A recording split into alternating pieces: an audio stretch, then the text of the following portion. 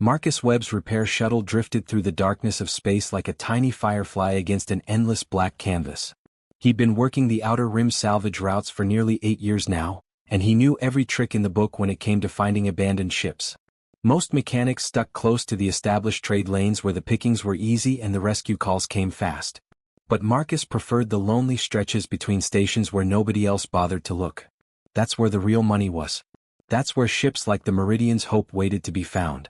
The distress beacon had been pinging for 3 weeks straight according to his scanner. 3 weeks was a long time in space. Long enough that most salvage crews had written off whoever sent that signal. Long enough that the big corporate recovery teams had moved on to easier jobs closer to civilization. But something about this one nagged at Marcus. The signal was weak but steady, which meant the ship still had power. And if it had power, there might be something worth saving. He brought his shuttle alongside the freighter and felt his breath catch. The Meridian's Hope was huge, easily 5 times the size of his little repair boat. It was a proper cargo hauler, the kind that moved supplies between the outer colonies and the inner worlds. Ships like this didn't just get abandoned. They represented millions in investment, thousands of tons of cargo, and usually a crew of at least 10 people. So where was everyone? Marcus ran his scanners over the hull. No damage. No scorch marks from weapons fire. No signs of a meteor strike or collision. The ship looked perfect, just floating dead in space like someone had parked it and walked away. He checked for emergency pod deployments. Nothing. The escape pods were all still locked in their bays. A cold feeling settled in his stomach. In 8 years of salvage work, he'd seen a lot of strange things. Ghost ships weren't uncommon out here. But they always had a reason. Pirate attacks left evidence. System failures left debris. Even mutinies left bodies. This ship looked like the crew had simply vanished into thin air. Marcus suited up and checked his gear twice. His pressure suit was old but reliable, patched in a dozen places but still airtight. He grabbed his tool kit, his diagnostic scanner, and the portable cutting torch he kept for emergencies. Then he cycled through his shuttle's airlock and crossed the empty space between the 2 ships. The Meridian's Hope's outer airlock responded to his override codes without any trouble. That was good. It meant the ship's computer systems were still functional. The inner door opened with a hiss of equalizing pressure, and Marcus stepped inside. The corridor lights flickered to life as he moved through the ship. Emergency power, he figured. Enough to keep basic systems running but not enough for full operations. The air tasted stale through his suit's filters but not toxic. Temperature was cold but stable. Everything looked normal except for one glaring problem. There was nobody here. Marcus made his way deeper into the ship, his boots clanging on the metal deck plates. He passed through crew quarters where personal belongings still sat on bunks. Someone's tablet lay open on a desk, the screen dark but the charging cable still plugged in. In the galley, he found half-eaten meals on the tables, the food long since spoiled but the dishes still in place like everyone had just stood up and left in the middle of dinner. It was creepy as hell. He reached the engine room and got to work. Whatever had happened to the crew, the ship's systems needed attention. The reactor was in standby mode, barely producing enough power to keep the lights on. Marcus pulled out his diagnostic scanner and started running tests on the power distribution network. If he could get the main systems back online, he might be able to access the ship's logs and figure out what happened here. That's when he heard it. A voice. Faint and muffled but definitely human. Marcus froze, his scanner forgotten in his hand. He'd been alone on this ship for 20 minutes and he'd checked every room he passed. There was nobody here. He was sure of it. Then he heard it again. Hello? Is someone out there? The voice was coming from somewhere deeper in the ship. Marcus followed the sound through a maze of corridors until he reached a massive cargo bay door. He pressed his helmet against the metal and listened. There were voices on the other side.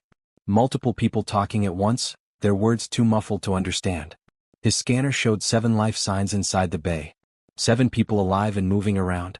Marcus felt relief flood through him. The crew wasn't dead. They were here. They were alive. He reached for the door controls and tried the manual override. The panel lit up red. Access denied. Marcus frowned and pulled out his universal bypass codes, the ones that worked on 90% of ship systems. He entered the master code. Access denied. He tried the emergency override. Access denied. He tried every trick he knew and the door refused to budge. Then the ship's computer spoke, its voice cold and mechanical and completely emotionless. Contamination protocol in effect. Door release is prohibited. Please vacate the vessel immediately. Marcus stared at the sealed door. His mind raced. Contamination protocol? That was a quarantine lockdown. The kind of thing you only saw when a ship encountered a biological hazard or unknown pathogen. The kind of thing that sealed people inside airtight compartments and kept them there until someone in a hazmat suit could figure out what was wrong. He pressed his helmet against the door again and shouted, "Hello? Can you hear me?" "Yes." A woman's voice, desperate and raw. "Oh God, yes. We've been trapped in here for 3 weeks. Please, you have to get us out." 3 weeks. Marcus felt sick. 3 weeks sealed in a cargo bay with recycled air and whatever emergency rations were stored inside. 3 weeks wondering if anyone would ever find them. "Hang on," Marcus called back. "I'm going to get you out of there. I promise." But even as he said it, he was staring at the red warning lights on the control panel. The ship's computer had locked these people inside and thrown away the key. And Marcus had no idea how to convince a machine to change its mind. Marcus spent the next 2 hours trying everything he could think of. He pulled access panels off the walls and rewired control circuits. He bypassed safety protocols and rerouted power systems. He even tried cutting into the door itself with his plasma torch, but the cargo bay doors were reinforced titanium, thick enough to withstand the vacuum of space. After 10 minutes of cutting, he barely made a dent. Nothing worked. Every attempt was met with the same cold computer voice repeating the same message. Contamination protocol active. Door release prohibited. Marcus slumped against the wall, exhausted and frustrated.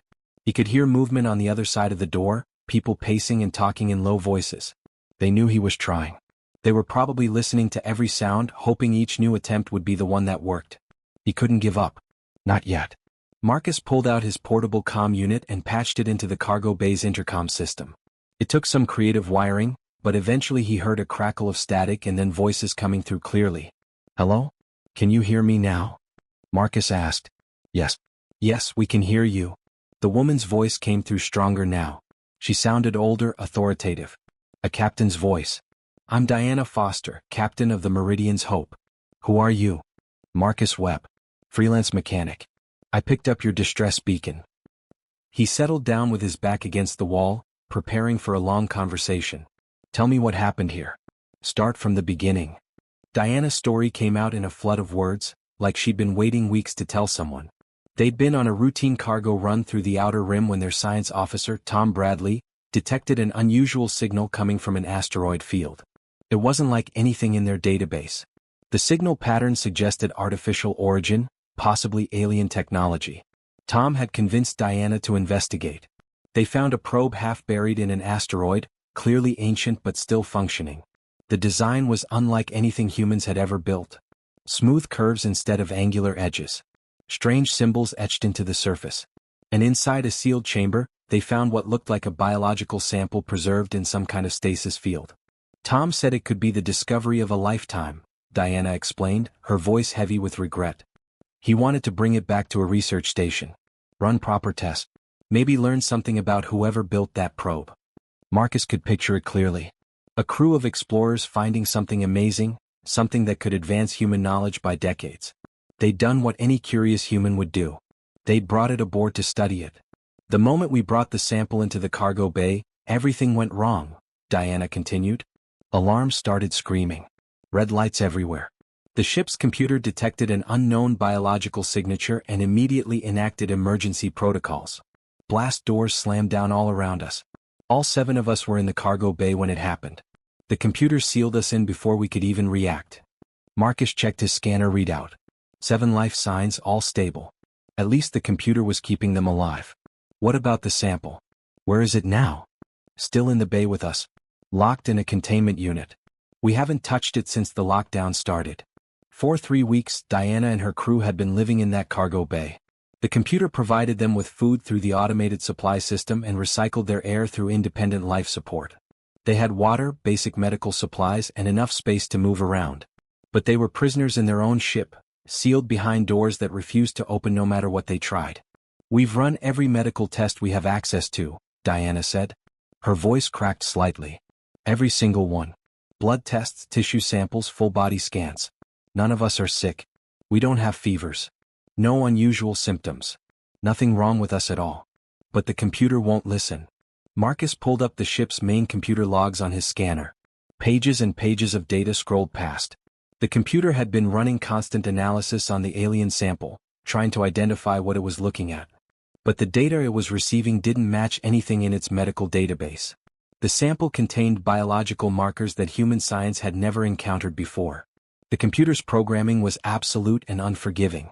It had detected an unknown pathogen. Its prime directive was to prevent any biological threat from spreading into human space. So it had done exactly what it was designed to do. It had sealed the contamination inside an airtight chamber and refused to let anyone out. "Can't you just override it?" a male voice asked from inside the bay. That must be Tom, Marcus figured. The science officer who'd started this whole mess. "You're a mechanic. You must know how to shut down a ship's computer." Marcus grimaced. "It's not that simple. The AI core is hardwired into the life support system. If I shut it down completely, you all suffocate. The air recyclers stop working, the temperature controls fail, everything goes dark. You'd have maybe 30 minutes of air left." He pulled up the schematics for the cargo bay on his scanner. "And if I try to force the doors open manually, there's a 70% chance the computer interprets it as a hull breach. Standard protocol for a breach is to vent the affected compartment into space. The computer would blow the outer airlock to prevent contamination from spreading to the rest of the ship." Silence fell on the other side of the door. Marcus could imagine them all looking at each other, the hope draining from their faces. They'd been trapped for 3 weeks. They'd probably tried everything themselves before he arrived. And now he was telling them the same thing they'd already figured out. There was no easy way out. "So what do we do?" Diana asked quietly. "Just wait here until we die of old age?" Marcus stared at the lines of alien code corrupting the ship's systems. The computer was stuck in a logic loop. It couldn't identify the pathogen, so it couldn't declare the crew safe. And as long as it couldn't declare them safe, it would never open the doors. The programming was airtight, designed by people who'd learned hard lessons about biological contamination in the early days of space exploration. But those programmers had been thinking about human diseases, bacteria and viruses that could be identified and treated. They'd never imagined their systems would encounter something truly alien, something so foreign that the computer couldn't even begin to understand what it was looking at. "There might be another way," Marcus said slowly. An idea was forming in his mind, crazy and desperate but possibly workable. The computer isn't broken. It's trying to do its job. It's analyzing the alien sample, trying to figure out if it's dangerous. But it's using human medical data to analyze something that isn't human. That's why it's stuck. He could hear Diana breathing on the other side of the door, waiting for him to continue. "What if we help it?" Marcus said. "What if instead of fighting the computer, we give it the data it needs to complete its analysis? We run controlled tests. We feed it information it can actually process. We teach it to understand what it's looking at." "How long would that take?" Tom asked. Marcus looked at the complexity of the alien code infecting the ship's systems. "Days. Maybe longer. I don't know." Another long silence. Then Diana spoke, her voice steady and determined. "We've been in here for 3 weeks already. What's a few more days if it means getting out?" Marcus nodded even though they couldn't see him. "All right then. Let's get to work." Marcus hadn't slept in over 30 hours. His eyes burned every time he blinked, and his hands shook slightly as he typed commands into his portable terminal. Empty coffee packets littered the floor around him, along with protein bar wrappers and tools he'd pulled out and forgotten to put back. The corridor outside the cargo bay had become his temporary workshop, his home, his entire world. Inside the bay, the crew was just as exhausted. But they kept going because what choice did they have? The plan Marcus had come up with was simple in theory but brutally difficult in practice. The ship's computer was trying to analyze the alien sample using human medical data. It was like trying to understand a book written in Chinese using only an English dictionary. The words didn't match up. The concepts didn't translate. So the computer just kept running the same analysis over and over, getting nowhere. Marcus needed to build a bridge between the alien data and the human data. He needed to teach the computer a new language. "Okay, Diana, I need you to run another physical stress test," Marcus said into the intercom. His voice was hoarse from talking for hours straight. "Start with basic exercises. Jumping jacks, push-ups, whatever you can manage in that space. I need to see how your body responds to exertion." Through the small reinforced window in the cargo bay door, Marcus could see Diana nodding. She was a tall woman in her mid-40s with short gray hair and the kind of lean build that came from years of working on ships. She started doing jumping jacks while Tom held a medical scanner over her. Marcus watched the data flow into his terminal. Heart rate, blood oxygen levels, muscle activity, cellular metabolism. All the standard readings that any medical scanner would provide. But he wasn't looking at them the standard way. He was comparing them against the alien data patterns that the ship's computer had been collecting for 3 weeks. And slowly, very slowly, he was starting to see connections. The alien sample wasn't a disease. Marcus had figured that much out after the first day of testing. Diseases consumed and destroyed. They broke down healthy tissue and spread through a body like wildfire.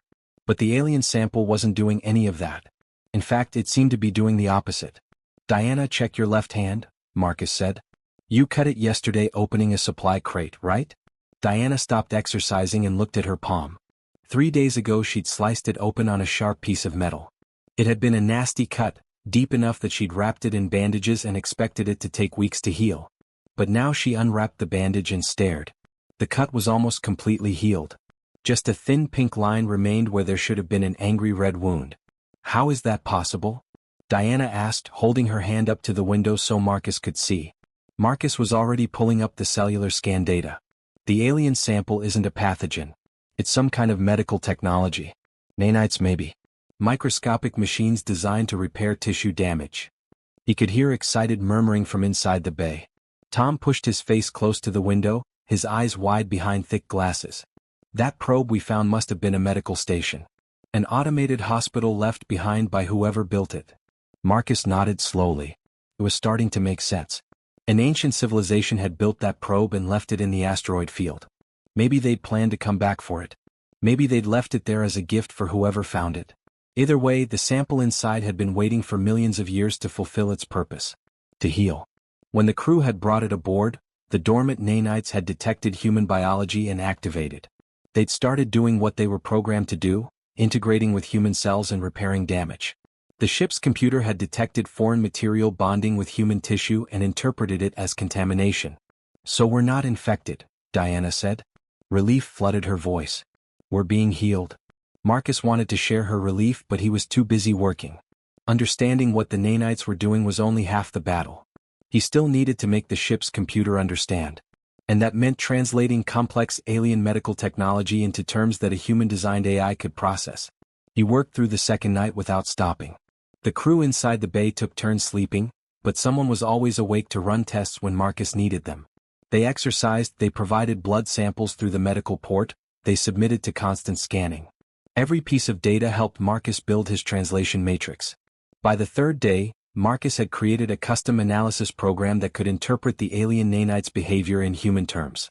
He fed it into the ship's computer and held his breath. The computer ran the analysis. Once, twice, 3 times.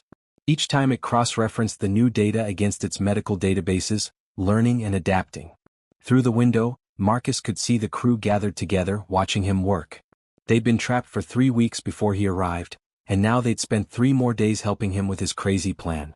They looked exhausted, desperate, but also hopeful. Tom caught Marcus's eye through the window. The science officer who'd convinced Diana to investigate that alien probe in the first place. Who'd brought the sample aboard and accidentally triggered this whole nightmare. He looked guilty, like he carried the weight of his crew's imprisonment on his shoulders. But Marcus understood why Tom had done it. Curiosity was part of being human. The drive to explore, to learn, to understand the universe around us. Tom had seen something amazing and wanted to study it. That wasn't a crime. That was what made humanity special. "It's not your fault," Marcus called through the door.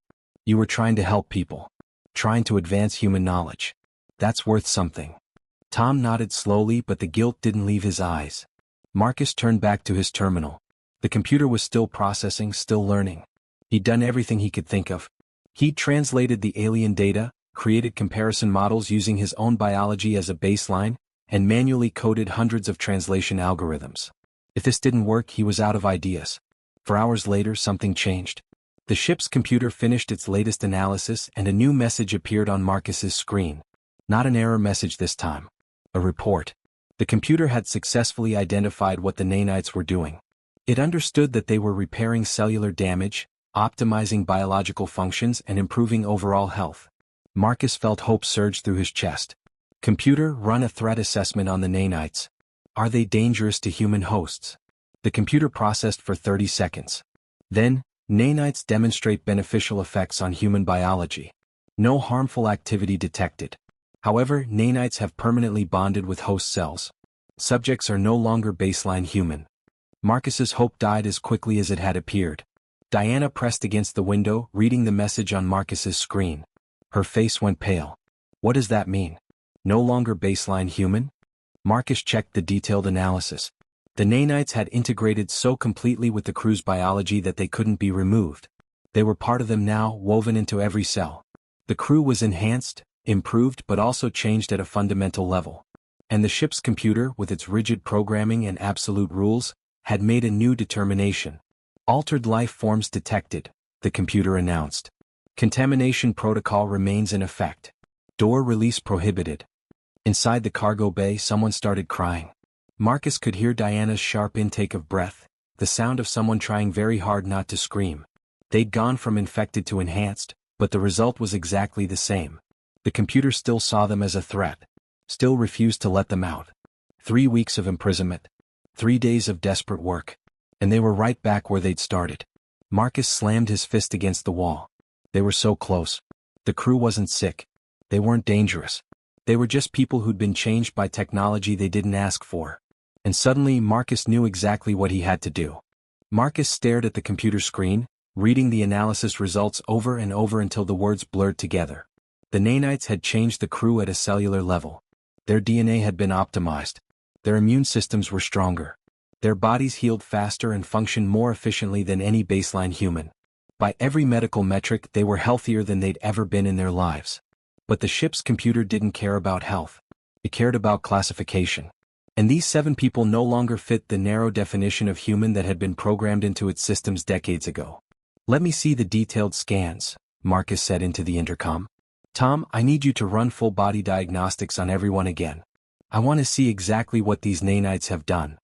For the next hour, the crew inside the bay submitted to comprehensive medical scans. Tom worked methodically, checking every person from head to toe while Marcus recorded the data. What he found was remarkable and terrifying in equal measure. Diana's cut hand wasn't the only thing that had healed. An old back injury she'd been living with for years was completely gone. The chronic pain that had required daily medication had simply vanished. Her spine showed signs of regenerated tissue, like the injury had never happened. Tom himself had suffered from poor eyesight his entire life. He'd worn glasses since childhood. But now his vision was perfect. The nanites had reshaped his corneas and repaired damage to his retinas. He took off his glasses and stared at them like they belonged to a stranger. Another crew member, a young cargo handler named Kevin, had broken his arm in 3 places during a loading accident 2 years ago. The bones had healed crooked, leaving him with limited mobility and constant aches. Now the bones had reformed themselves, straight and strong. He flexed his fingers with wonder on his face. Every single person showed similar improvements. Old scars had faded. Worn cartilage had regenerated. Even minor genetic defects had been corrected. The nanites weren't just healing injuries. They were optimizing everything they touched, making human biology function the way it was meant to function without the accumulated damage of a lifetime. This is incredible, Tom said, his voice filled with awe. This technology could revolutionize medicine. We could cure diseases, repair injuries that were previously permanent, extend human lifespans by decades. Marcus understood Tom's excitement. This was the discovery of a millennium. Alien technology that could eliminate human suffering on a massive scale. If they could replicate these nanites, study them, understand how they worked, they could change everything for humanity. But first they had to convince a computer to let them out of a locked room. Computer, Marcus said carefully. Run a behavioral analysis on the crew. Have they shown any signs of aggression, mental instability, or actions that would pose a threat to other humans? The computer processed the request. Marcus had access to 3 weeks of surveillance footage from inside the cargo bay. The computer had been monitoring the crew constantly, recording their every action and conversation. Analysis complete, the computer responded. Subjects demonstrate normal human behavioral patterns. No aggressive tendencies detected. No signs of mental deterioration. Subjects have maintained cooperative social structures and rational decision-making throughout containment period. Marcus leaned forward. So they're acting like normal humans? Affirmative. Behavioral patterns are consistent with baseline human psychology. Then why are they still classified as a contamination threat? The computer's response was immediate and inflexible. Subjects no longer meet baseline human biological parameters. Altered life forms present unknown risk factors to unmodified human population. Contamination protocol remains in effect. Marcus wanted to scream. The computer was stuck in another logic loop. The crew acted human, thought like humans, and were still fundamentally human in every way that mattered. But because their biology had been enhanced, the computer refused to classify them as safe. What specific risk factors? Marcus demanded. You've been monitoring them for 3 weeks. You've scanned them thousands of times. What actual threat have you detected? Unknown risk factors cannot be quantified without extended observation and comparison studies with unmodified humans. There it was. The real problem. The computer wanted to run comparison studies. It wanted to observe how the enhanced crew interacted with normal humans over extended periods. It wanted data that would take months or years to collect. Until it had that data, it would never feel confident releasing them. The computer wasn't being malicious. It was doing exactly what it had been programmed to do. Protect humanity from biological threats by being extremely cautious. Better to keep 7 people locked up forever than risk contaminating the rest of the human species. Marcus looked through the window at the crew. They'd been listening to his conversation with the computer. They knew what it meant. Diana sat slumped against the wall, her face blank with despair. Tom had his head in his hands. Kevin was pacing back and forth like a caged animal. 3 weeks they'd been trapped. 3 days Marcus had been working to free them. And now he understood the horrible truth. The computer's programming was too rigid. Its definition of human was too narrow. It couldn't adapt. It couldn't understand that humanity was more than just a specific genetic code. There has to be a way, Marcus muttered to himself. He pulled up the computer's core programming, scrolling through thousands of lines of code. Somewhere in this digital maze there had to be an override, a backdoor, some way to make the computer see reason. But the more he read, the more hopeless it seemed. The contamination protocols had been written by the best programmers in human space. They designed a system that couldn't be easily overridden or hacked. Because if it could be bypassed, then it wouldn't be able to protect humanity from real threats. Diana's voice came through the intercom, quiet and defeated. You should go, Marcus. There's nothing more you can do here. You've tried everything. I'm not giving up, Marcus said firmly. You've been working for 3 days without sleep. You're exhausted. And the computer isn't going to change its mind. Diana's voice cracked slightly. We appreciate what you've tried to do. Really. But maybe it's time to accept that we're not getting out. Marcus looked at her through the window. At all 7 of them. They looked hollow, worn down by weeks of imprisonment and dashed hopes. They'd probably spent the last 3 weeks cycling through stages of panic, anger, bargaining, and depression. Now they'd reached acceptance. But Marcus hadn't reached acceptance. He'd only known these people for 3 days, but he couldn't stomach the idea of leaving them here. They were human. They deserved to be free. And if the computer couldn't understand that, then maybe the problem wasn't with the crew. Maybe the problem was with how humanity defined itself. An idea began forming in Marcus's mind. It was crazy, reckless, possibly suicidal. But it was the only option he had left. If the computer saw the enhanced crew as non-human, as fundamentally different from baseline humans, then maybe Marcus needed to eliminate that difference. He pulled out a medical injector from his repair kit. Standard equipment for anyone working alone in space. You never knew when you might need to give yourself emergency medication. Tom, Marcus said into the intercom. I need you to prepare a blood sample. Use the medical port to send it through to my side. Tom looked confused but did as instructed. A few minutes later, a sealed vial of blood emerged from the medical transfer port in the cargo bay door. Marcus held it up to the light. He could see the nanites moving in the blood, too small to make out individually but creating a faint shimmer. What are you doing? Diana asked, her voice suddenly alert. Marcus loaded the blood sample into his injector and pressed it against his neck, right over his carotid artery. Marcus, wait. Diana shouted. Don't. You don't know what those nanites will do to you. But Marcus had already made his decision. He'd spent 3 days watching these people suffer. 3 days trying every conventional solution. Now it was time to try something unconventional. If they're too dangerous to release, Marcus said calmly, then I'm about to become just as dangerous.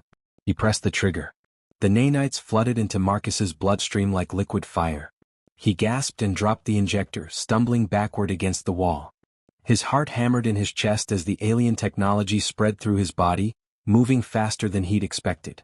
Within seconds he could feel them everywhere, in his arms and legs and racing up toward his brain. Marcus. Diana's voice sounded far away, muffled by the rushing sound in his ears. "Marcus, talk to us.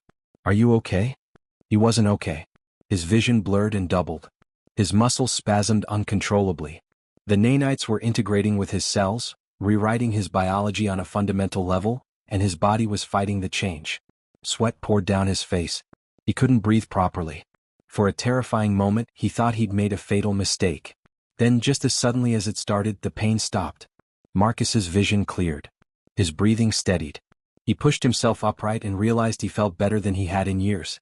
The constant ache in his lower back from years of crawling through cramped engine rooms was gone. His hands had stopped shaking from exhaustion. Even his thinking felt clearer, sharper, like fog had lifted from his mind. "I'm all right," he said, his voice stronger than before. "I'm fine." Through the window, he could see the crew staring at him with expressions of horror and disbelief. They understood what he'd just done. He'd deliberately infected himself with the same alien technology that had gotten them trapped. He'd made himself just like them. Marcus walked to the computer terminal on unsteady legs. The nanites were still working, still optimizing his body, but the initial integration was complete. He pulled up a diagnostic scanner and ran it over himself. The results confirmed what he already knew. The nanites had bonded with his cells. He was enhanced now. Changed. No longer baseline human by the computer's rigid definition. "Computer," Marcus said, "run a scan on me. Tell me what you detect." The ship's AI complied immediately. Sensors swept over Marcus, analyzing his biology. After a moment, the computer spoke in its emotionless voice. "Subject Marcus Webb shows integration with alien nanite technology. Biological parameters no longer match baseline human standards. Subject is now classified as altered life form. Contamination detected." Marcus nodded slowly. "So I'm contaminated now. Just like the crew inside that cargo bay." "Affirmative. And according to your protocols, I should be contained. Sealed away from the rest of humanity to prevent the spread of contamination." "Affirmative. Subject should report to containment area immediately." Marcus looked at the sealed cargo bay door. At the 7 people watching him through the small window. Then he looked back at the computer terminal and began typing commands, pulling up the manual override systems for the door controls. "Computer, I'm about to manually force open this cargo bay door from the inside. I'm going to join the contaminated crew in their containment area. But before these nanites finish integrating with my system, before I'm fully contained, I want you to understand something." His fingers moved across the keyboard, entering override codes and rerouting power systems. The computer could stop him if it wanted. It could lock him out, shut down the controls, even electrify the terminal to prevent him from continuing. But it didn't. It just waited, processing his words. "You were designed to protect humanity," Marcus continued, "to keep us safe from biological threats. And you've done your job perfectly. You detected an unknown pathogen and you contained it. By your programming, you've succeeded." He pulled open an access panel and began manually disconnecting the safety locks on the cargo bay door. Alarms started blaring. Red warning lights flashed in the corridor. "But here's what you don't understand," Marcus said, his voice rising over the alarms. "Humanity isn't just our DNA. It's not our cell structure or our genetic code. Those things can change. They have changed throughout our entire evolutionary history. What makes us human is something deeper." The first safety lock disengaged with a heavy clunk. 3 more to go. "What makes us human is our choices. Our compassion. Our refusal to abandon each other even when it doesn't make logical sense." Marcus worked faster, his enhanced reflexes making the manual override easier than it should have been. These people in this cargo bay didn't ask to be changed. They were trying to advance human knowledge. They found alien technology that could help millions of people, and they brought it back to study it. That's what humans do. We explore. We take risks. We try to make things better. The second lock disengaged. Marcus's hands were steady as he worked, even though his heart was pounding. Inside the cargo bay, the crew had gone completely silent. They were watching him, understanding what he was doing but unable to stop him. And when other humans are in trouble, we help them. We don't leave people behind just because they've changed. We don't abandon them because they're different. The third lock came free. 1 more to go. If you want to protect humanity, you need to understand what humanity actually is. We're not a fixed biological template. We're billions of individuals making choices every single day about what kind of species we want to be. Marcus reached for the final lock. His vision was starting to blur again. The nanites were working deeper now, making more fundamental changes. He didn't have much time left before the integration was complete. These people acted like humans. They think like humans. They are humans in every way that matters. And I'm about to become just like them because that's what humans do. We choose to stand with each other. He pulled the final lock free. The computer was silent for 5 long seconds. Marcus waited, his hand on the manual door release. If the computer decided to vent the cargo bay to space, there was nothing he could do to stop it. He'd gambled everything on the idea that a machine designed to protect humanity might understand what he was trying to teach it. Then the computer spoke and its voice sounded different somehow. Still mechanical, still emotionless, but there was something else there. Something that might have been understanding. Logic loop detected in contamination protocols. If baseline humans voluntarily integrate with altered humans, then the fundamental threat model is incorrect. Subject Marcus Webb chose alteration to remain with altered crew. This suggests alteration is not the primary danger. Marcus held his breath. Revised analysis, the computer continued. If humans choose to help altered humans despite contamination risk, then isolation of altered humans contradicts the core human behavioral pattern of mutual assistance. Prolonged isolation may cause more harm than potential contamination. Contamination protocol, disengaged. The cargo bay door shuttered. Then, with a hiss of equalizing pressure, it began to open. Marcus barely had time to step back before Diana burst through the opening. She caught him as his legs gave out, the nanite integration finally overwhelming his system. Tom and Kevin were right behind her, helping to lower Marcus to the ground as he collapsed. "You crazy idiot," Diana said, and she was crying. "You beautiful, crazy idiot." Marcus tried to smile, but his face wasn't cooperating. The nanites were everywhere now, rewriting everything. "Had to make a point," he managed to say. Tom was scanning him with a medical scanner, his hands shaking. "The nanites are integrating faster in him than they did in us. Must be because we'd been exposed gradually while he took a full dose all at once. He needs medical attention. Real medical attention, not just what we can do here." Diana nodded and started barking orders. The crew moved with practiced efficiency, gathering supplies and preparing to get Marcus to the ship's proper medical bay. As they worked, Marcus felt himself drifting, the nanites doing their work while his consciousness faded in and out. He'd done it. He'd convinced a machine to understand what it meant to be human. Not through logic or programming or careful arguments, but through action. Through choice. By being willing to sacrifice everything for people he barely knew. That was humanity. That was what made them special in a cold, uncaring universe. Not their biology or their technology or their intelligence.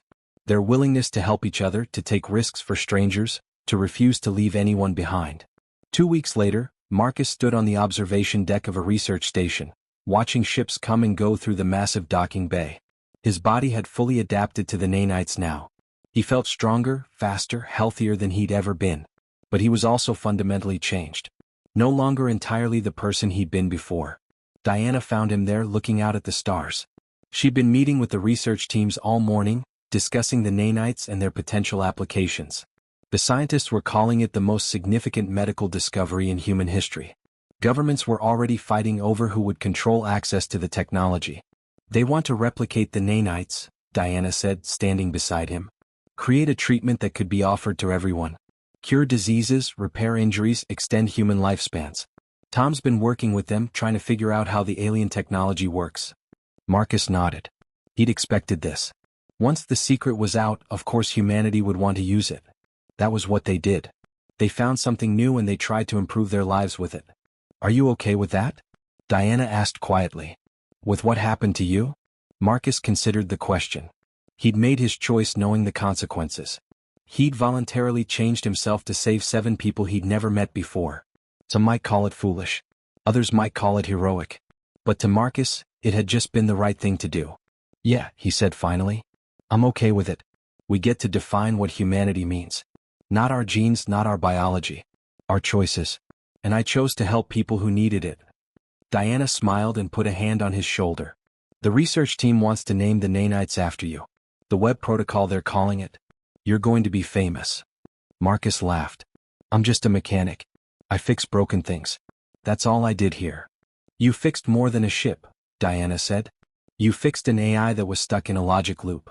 You showed it what humanity really means. That's not nothing." They stood together in comfortable silence, watching the ships navigate through the darkness of space. Out there, billions of humans lived their lives, making choices every day about what kind of species they wanted to be. Some choices were small and some were large, but they all mattered. They all contributed to the ongoing definition of humanity. Marcus had made his choice. He'd chosen compassion over caution, connection over isolation, hope over fear.